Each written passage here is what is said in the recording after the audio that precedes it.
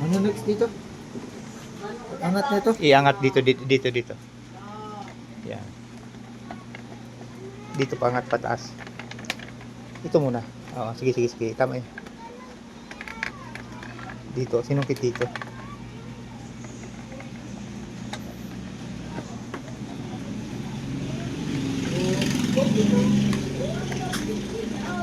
Yan, pag ganyan.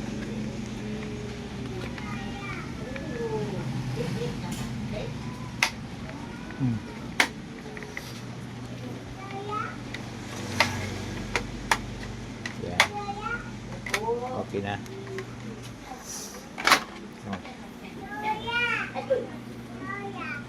Ito yung lock niya, oh. Ito yung lock niya, guys, oh.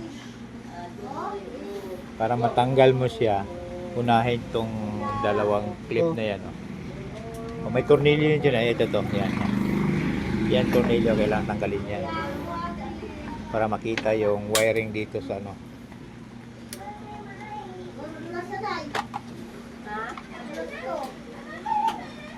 Ito yung Honda Click version 3. Magkaiba kasi yung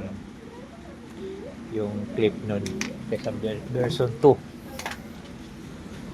Yan, binubuksan na niya kasi nga papalitan ng yung ang tawag nito?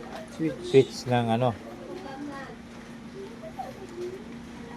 Papalitan niya na may hazard tsaka mayroong passing light.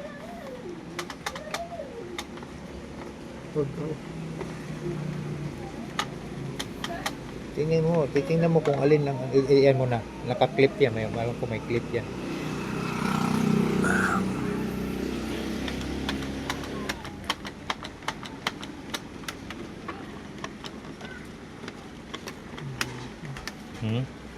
Andiyan may clip pa yan eh.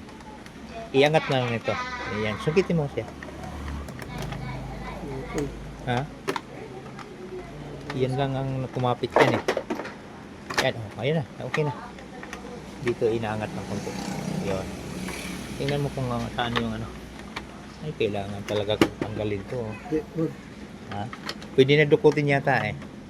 Nakikita mo ba yung ano? Nakikita mo yung ano, hindi pa makikita.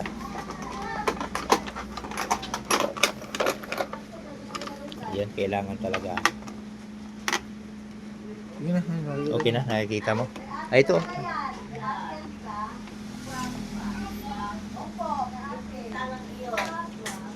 Hindi, ito ang ano, ito, may ano din, tornilyo para maghiwalay yan.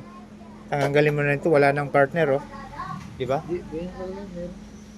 Kaya tatanggalin mo na lang ito, wala, pangit naman yan eh. Kasabit yan eh. Design nasa na isa.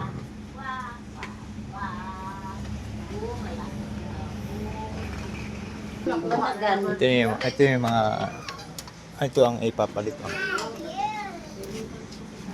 Nabili niya sa online shop eh.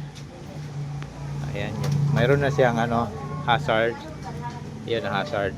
Tapos passing light dito. Tapos mayroon siya. Hindi pa rin nawawala yung pangbusina at saka yung signal light. Yan. Yan, binubuksan na niya, tinatanggal na yung ano para maikabit dito.